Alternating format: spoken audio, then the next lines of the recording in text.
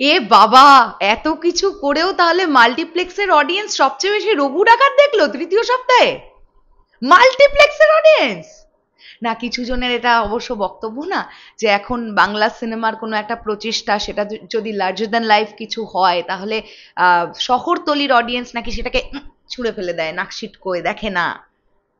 তাহলে রঘু ডাকাত আবার প্রমাণ করলো তো যে একটা লার্জার দ্যান লাইফ ছবি, বা সব থেকে বড় কথা হচ্ছে একটা সৎ প্রচেষ্টাকে বাঙালি দর্শক সাপোর্ট করতে জানে। আর সেই সাপোর্টটা সাপোর্টই হয়, সেটার বিভেদটা ওই সিঙ্গেল স্ক্রিন না মাল্টিপ্লেক্স দিয়ে হয় না। আর যদি সেটাই আপনারা বিভেদ করেন তাহলে বলবো মাল্টিপ্লেক্সেও থার্ড উইকে সবচেয়ে বেশি দর্শক রঘু ডাকাতই দেখেছে দুর্গাপুজোর সিনেমাগুলোর মধ্যে। তাহলে এখানেও রঘু ডাকাত জিতে গেল।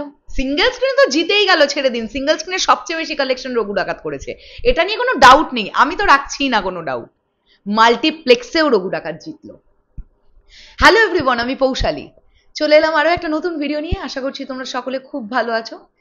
থার্ড উইকের ন্যাশনাল মাল্টিপ্লেক্স চেনের একটা কালেকশন আমাদের কাছে এসছে, যদিও এখানে কিন্তু এসবিএফ সিনেমাস ইনক্লুডেড নেই, শুধু পিভিআর, আইনক্স অ্যান্ড সিনেপলিসের আমরা বক্স অফিসটা পাচ্ছি। তো সেখানে দেখতে পাচ্ছি থার্ড উইকে অ্যাপ্রক্সিমেটলি 12 লক্ষ টাকার কালেকশন হয়েছে। থার্ড উইকে 12 লাখ টাকার কালেকশন হয়েছে। এবার এটা শুনে অনেকের মনে হতে পারে যে এটা কি খুব ভালো কালেকশন? হ্যাঁ, ডেফিনেটলি ভালো কালেকশন, কারণ লোকজনের পুজোর মরশুম শেষ হয়ে গেছে ভাই, লোকজন কাজে কর্মে ফিরেছে, আর কত দেখবে? প্রচুর লোক দেখেছে, তো প্রচুর লোক দেখেছে রঘু ডাকাত।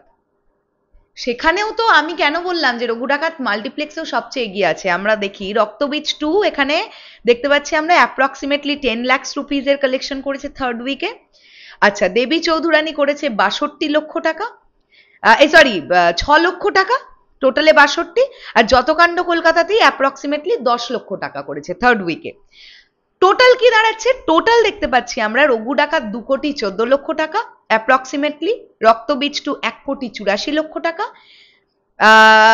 দেবী চৌধুরানী বললাম 62 লক্ষ টাকা, এবং যতকাণ্ড কলকাতাতেই অ্যাপ্রক্সিমেটলি 1 কোটি 1 লক্ষ টাকা।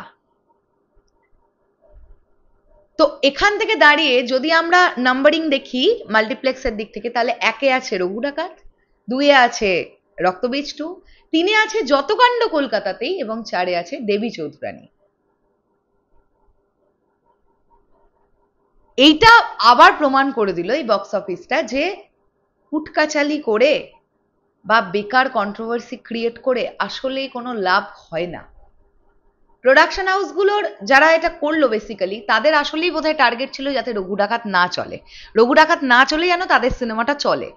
কিন্তু আসলে ওই যে একটা অদৃশ্য শক্তি আছে না, আমরা বিশ্বাস করি কারোর ক্ষতি চেয়ে কারোর ভালো হয় না কখনো।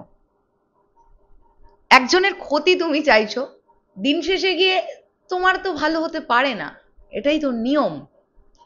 তাই এত কিছু করার পরেও রঘু ডাকাতকে টপকাতে তো পারলো না, এটা তো ঠিক।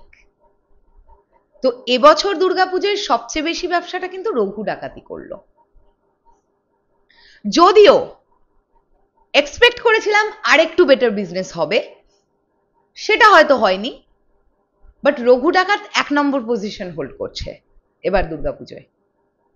তোমাদের কি বক্তব্য এই পুরো বিষয়টাকে নিয়ে কমেন্ট করে জানিও। আসছি আবার খুব শিগগিরই, তাহলে এখনের জন্য টাটা।